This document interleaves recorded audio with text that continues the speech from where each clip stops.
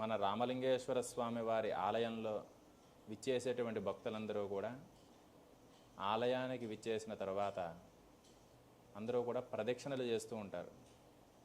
ఈ ప్రదక్షిణలు 3 ప్రదక్షిణాలు చేస్తూ ఉంటారు.